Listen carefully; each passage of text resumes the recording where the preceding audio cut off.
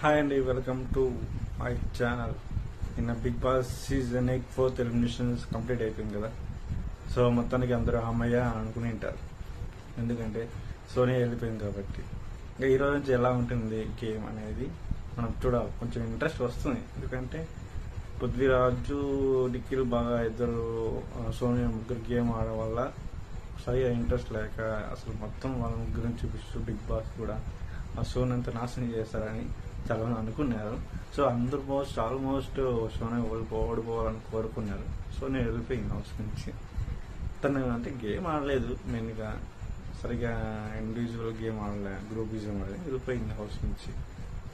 అంతే, ఎవరికైనా నచ్చితే ఉంచుతారో నచ్చకుంటే తీసేస్తారు, అది ఎవరైనా ఉంటే పేసిక్లు. సో నెక్స్ట్ ఈ వీక్ నుంచి ఎలా ఉంటుంది బిగ్ బాస్ అనేది మనం చూద్దాం. నేను జరిగిన నామినేషన్స్ ప్రక్రియ ఈరోజు 5th వీక్ నామినేషన్ ఆల్రెడీ అయిపోయింది. హోరాహోరీ నామినేషన్స్ జరిగాయి.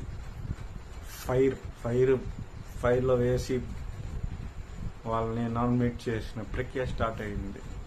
మణికంఠ యష్మి దగ్గర నామినేషన్స్ హైలైట్గా జరిగాయి. అసలు యష్మి కూడా సేపు సోనియా లాగా బిహేవియర్ ఉంది. నెక్స్ట్ తను కూడా పంపించేస్తే బిగ్ బాస్ అమ్మాయ అనిపిస్తుంది. జెండర్ గ్యాప్ తీయడం మణికంఠ మీద చాలా వరస్ట్.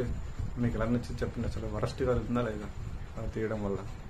మణికంఠ యష్మి దగ్గర ఈరోజు జరిగిన నామినేషన్ ప్రక్రియ హైలైట్ ఉంటుంది, మామూలుగా ఉండదు. గత సాటర్డే అప్పుడు నాగార్జున గారు యష్మి మణికంఠ మీద ఎలాంటి వర్డ్స్ యూజ్ చేసిన వీడియో ప్లే చేస్తారు. ఆ వీడియో మీకు ఎలా, మీ ఫీలింగ్ ఎలాంటిది, మీ ఒక కామెంట్ సెక్షన్లో మెన్షన్ చేయండి. నాకైతే వరస్ట్గా ఆ వీడియో చూస్తుంటే యష్మి తప్పు. ఒక జెండర్ తీసి వాడు వేస్ట్, వాడు అట్టకే మూడు అంటే ఎందుకు తీయడం అవసరమా? అలాంటి బిహేవియర్ చేస్తేనే కదా సోనియా అవసరం చెడిపోయింది. నువ్వు యష్మి కూడా పంపించేయాలి. ఇలాంటి క్యారెక్టర్లెస్ లేని వాళ్ళు హౌస్లో ఉంటే చూసే వాళ్ళకి కూడా అలాంటి చిల్లర మాటలు వస్తాయి. అది నా ఫీలింగ్. మీకు ఎలా ఉందో చెప్పండి. మొత్తానికి నామినేషన్స్ ప్రక్రియ అయితే హోరాహోరీ జరిగింది.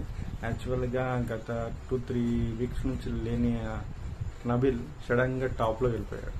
టాప్లో ఉన్న నిక్ డైరెక్ట్ కింద పడిపోయాడు. అంత గేమ్ అంటే మన యాటిట్యూడ్, మన బిహేవియర్, మన ఆట తీరు, మనం మాట్లాడే వర్డ్స్ బట్టి మన ఓటింగ్ పెరిగిపోతాయి ఆడియన్స్ వేయడం వల్ల. సో మొత్తానికి అయితే ఈరోజు వస్తుంది షో. ఆల్రెడీ అయిపోయిన షో ఈరోజు వస్తుంది. నామినేషన్స్ ప్రక్రియ ఎలా జరిగింది, మామూలుగా ఫెయిర్గా జరిగింది, బగ్బగా ఉంటుంది. సో నా రివ్యూ నచ్చితే లైక్ చేయండి, నన్ను ఎంకరేజ్ చేయండి. Thank you very much.